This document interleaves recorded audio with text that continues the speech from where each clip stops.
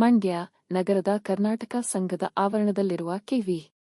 ಶಂಕರಗೌಡ ಶತಮಾನೋತ್ಸವ ಭವನದಲ್ಲಿ ಸುಭಾಷ್ ಪಾಳೇಕರ್ ಕೃಷಿ ಜನಾಂದೋಲನದ ವತಿಯಿಂದ ಪದ್ಮಶ್ರೀ ಪುರಸ್ಕೃತ ಡಾ. ಸುಭಾಷ್ ಪಾಳೇಕರ್ ಗುರುಗಳ 77ನೇ ವರ್ಷದ ಹುಟ್ಟು ಹಬ್ಬದ ಪ್ರಯುಕ್ತ ಗುರುವಂದನೆ, ಕರಿಮೆಣಸಿನ ಸಸಿ ಮತ್ತು ಗೌರಿ ಸಣ್ಣ ಬಿತ್ತನೆ ಭತ್ತ ವಿತರಣೆ ಕಾರ್ಯಕ್ರಮವು ಕರ್ನಾಟಕ ರಾಜ್ಯ ರೈತ ಸಂಘ ಹಸಿರು ಸೇನೆ ಸಾಮೂಹಿಕ ಅಧ್ಯಕ್ಷೀಯ ಮಂಡಳಿಯ ಸದಸ್ಯರಾದ ಚುಕ್ಕಿ ನಂಜುಂಡಸ್ವಾಮಿಯವರ ಅಧ್ಯಕ್ಷತೆಯಲ್ಲಿ ಜರುಗಿತು.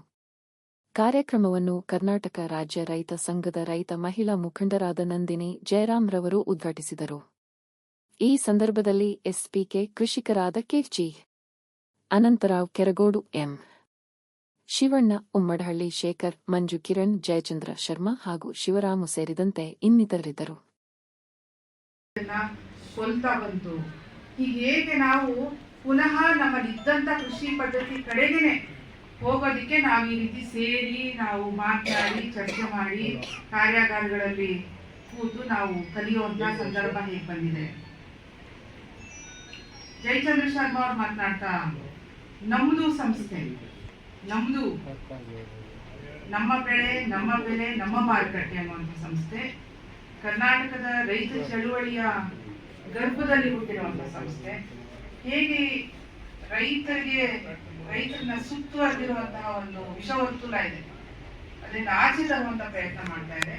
ಮತ್ತೆ ಮಾದರಿಗಳನ್ನು ಹೇಗೆ ಕಟ್ತಾ ಇದೆ, ರೈತರ ನೇರ ಮಾರಾಟ, ಸಂತೆಗಳು, ಮತ್ತೆ ಯಾವ ರೀತಿಯ ಬೆಲೆ ಕಟ್ಟಬೇಕು ಅನ್ನುವಂಥ ಮಾದರಿಗಳನ್ನ ಕಟ್ತಾ ಇದೆ. ಮತ್ತು ಒಟ್ಟಾರೆ ಸಂಸ್ಥೆಯ ಮುಂದಿನ ಯೋಜನೆಗಳೇನು ಅನ್ನೋದ್ರ ಬಗ್ಗೆ ಸವಿಸ್ತಾರವಾಗಿ ಮಾತನಾಡಿದ್ರು. ಶಿವರಾಮಣ್ಣ ಇದೇ ಜಿಲ್ಲೆಯವರು, ಹಿರಿಯ ರೈತ ಮುಖಂಡರು, ಅವರು ಕೂಡ ಅವರ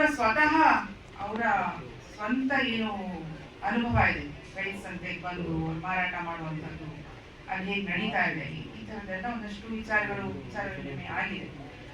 ಎಲ್ಲರ ಮಾತು ಕೇಳಿದಾಗ ನನ್ಗೇನು ಉಳಿದಿಲ್ಲ, ಪ್ರಾಮಾಣಿಕವಾಗಿ ಹೇಳ್ಬೇಕಂದ್ರೆ ಏನು ಉಳಿದಿಲ್ಲ. ಆದ್ರೆ 2-3 ವಿಚಾರಗಳು ಬಹುಶಃ, ಯಾಕಂದ್ರೆ ನಾನು ರೈತ ಚಳವಳಿಗೆ ಹುಟ್ಟಿ ಬೆಳೆದಿದ್ದು. ಮತ್ತೆ ಪಾಳೇಕರ್ ಅವರು 2004ನೇ ಇಸ್ವಿಯಲ್ಲಿ ನಮ್ಮ ತಂದೆಯವರು ತೀರ್ಕೊಂಡು 2004ನೇ ಇಸ್ವಿಯಲ್ಲಿ ಪಾಳೇಕರ್ ಅವರ ಮೊದಲನೇ ಕಾರ್ಯಾಗಾರ ಕರ್ನಾಟಕದಲ್ಲಿ ನಡೆದಿತ್ತು, ಧಾರವಾಡ. ಅಲ್ಲಿಂದ ಕೂಡ ಇನ್ನು ಪಾಳೇಕರ್ ಅವ್ರ ಜೊತೆಗೆ ಸತತವಾದಂತ ಏನು ಪ್ರಯಾಣ, ಅವ್ರ ಜೊತೆಗೆ ಎಲ್ಲ ಹಂತದಲ್ಲೂ ಶೋಷಣೆಗಳಾಗ್ತಾ ಇದೆ. ಈ ಶೋಷಣೆಯಿಂದ ಹೊರಗಡೆ ಬರಬೇಕು ಅಂದ್ರೆ ಸುಭಾಷ್ ಪಾಳೇಕರ್ ಕೃಷಿ ಪದ್ಧತಿ ಒಂದೇ. ನಾನು ಸುಭಾಷ್ ಕೃಷಿ ಒಳಗಡೆ ಬಂದಂಥ ಸಂದರ್ಭದಲ್ಲಿ ಮಾರ್ಕೆಟಿಂಗ್ ಮಾಡೋದು ಅಂತ ಯೋಚನೆ ಮಾಡ್ತಾ ಇದ್ದೆ. ನಾನು ಅಕ್ಕಿಗೆ ಮಾರ್ಕೆಟ್ ಮಾಡ್ಕೋತಾ ಇದ್ದೆ.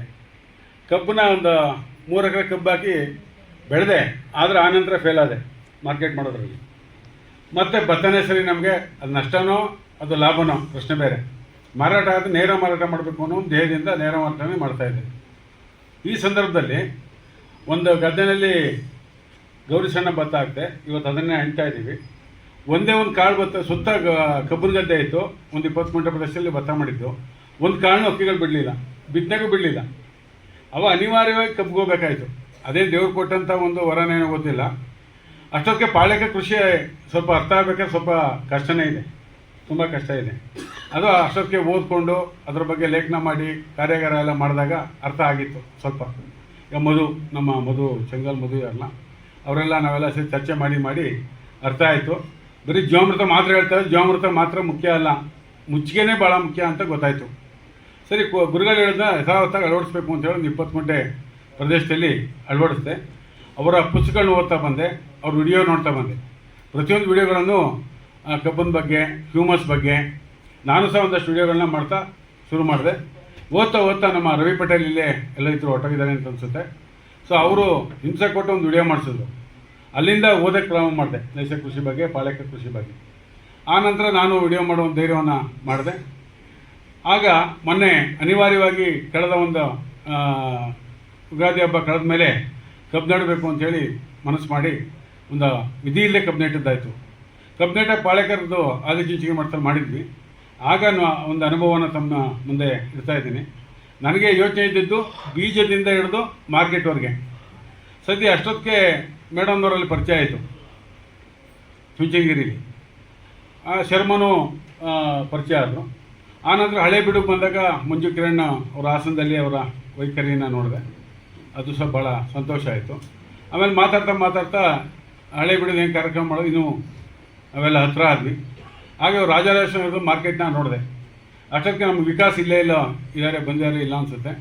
ಆತ ಮನೆಯಲ್ಲೇ ಬೆಲ್ಲವನ್ನು ಮಾಡಿ 140 ರೂಪಾಯಿಗೆ ಮಾರ್ತಾಯಿದ್ದಾನೆ. ಈ ಚುಂಚನಗಿರಿಲಿ ನಮ್ಮ ಗುರುಗಳು ಏನು ಸುಭಾಷ್ ಪಾಳೇಕರ್ ಗುರುಗಳು